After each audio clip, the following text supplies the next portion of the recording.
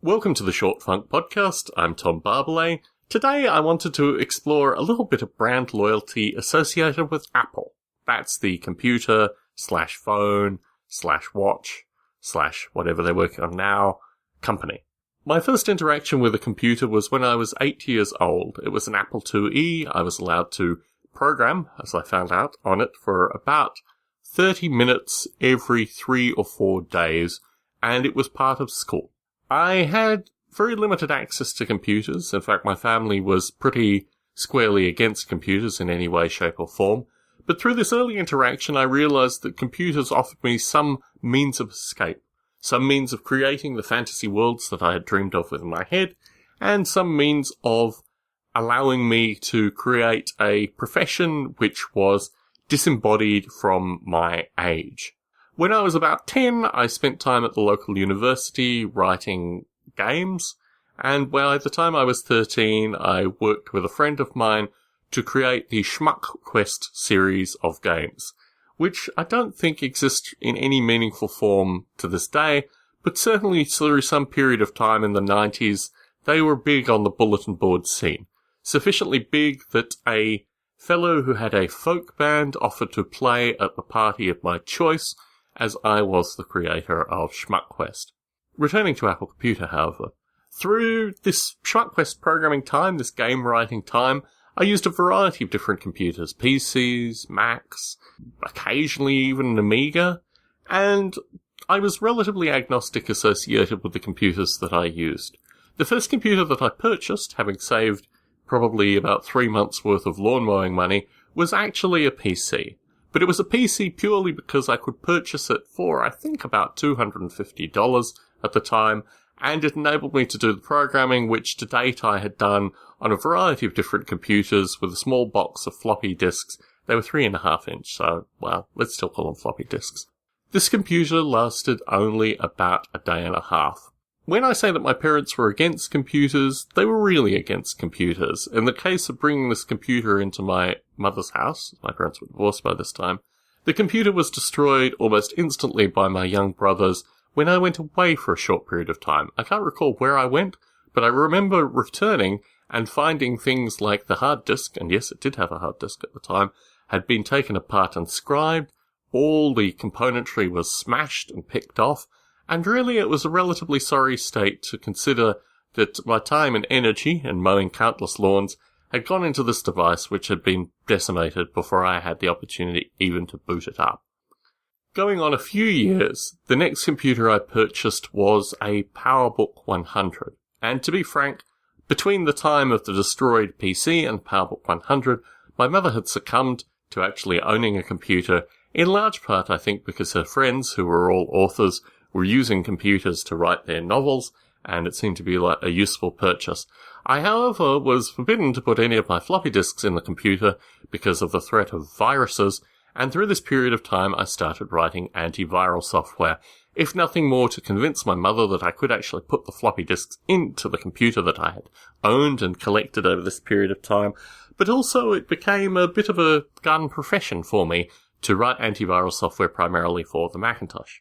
By age 19, I had developed software on a wide variety of systems, and I gathered all my software together in this thing called Noble Ape, which I'll talk about no doubt at another recording.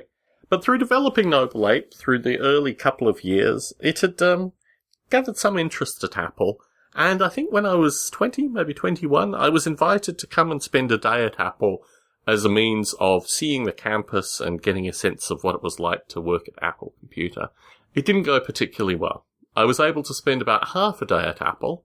I was very sick with the flu that I'd picked up on the flight over, and halfway through the day, the fellow who I was staying with, or working with at Apple, said that unfortunately his wife had become very ill and been hospitalized, and he had to go and tend to her, and I was promptly put in the glass entry area of Infinite Loop, where I had a brief run-in with Steve Jobs, but nothing really of note, and I left with the sense that the roads really weren't paved with gold in Silicon Valley. Going forward, probably an additional 6, maybe 8 years of development later, a couple of engineers at Apple decided that Noble Ape was actually something useful to use internally at Apple and began promoting Noble Ape and also giving presentations associated with Noble Ape. And Noble Ape was distributed on every Mac sold from, I think, about 2003 through to about 2008 or 2009. So my connection with Apple Computer was firmly cemented. I should also point out, although of no meaningful discussion point, that I had spent a good quantity of time when I was in the US from 1999 through to about 2001 with Apple co-founder Steve Wozniak and his collective folk as well. That for another podcast too. Now, my day-to-day work, I spend a lot of time working with Apple, and I have a sense of Apple in terms of many different generations, many different perspectives, many different engineering folk that had gone through Apple, and, you know, my respect for it as a company has grown in a way that wasn't necessarily there through the Noble Ape period, and certainly through my early miscreant tamperings with computers. I had to write a lot of code to make the Mac work the way I thought computers should work. So let's just leave it at that. In any case, I feel a certain degree of brand loyalty to Apple because, in general, I've used PCs, I've used Linux machines, but I return to using Macs because it is the entry point, the starting point for Noble Ape development, and it's where I continue to make changes and, you know, prototype today. It's also the primary computer that I use in my general day-to-day. My professional life, I've been able to convert my wife recently over to the Mac, and certain aspects of the design philosophy gel with me.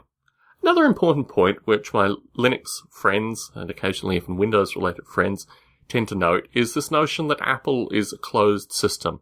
I've never felt that to be the case as a developer for the Mac, and occasionally an iOS developer. Although Apple has stringent requirements and has a review process associated with the apps that are written, I've never really considered that as being closed. Maybe I've always existed in environments where I've frequently been, you know, pestered or disturbed in my interactions, and I just consider that kind of stuff normal. But I've certainly never been stopped in developing any software that I have for the Mac, although some of it I've just released in kind of development open source terms rather than officially releasing it through, you know, Apple's sworn interfaces. But, you know, I have a long legacy and I have a degree of brand loyalty. It's not rational. It's just there. Tom Barbalet in San Jose, signing out.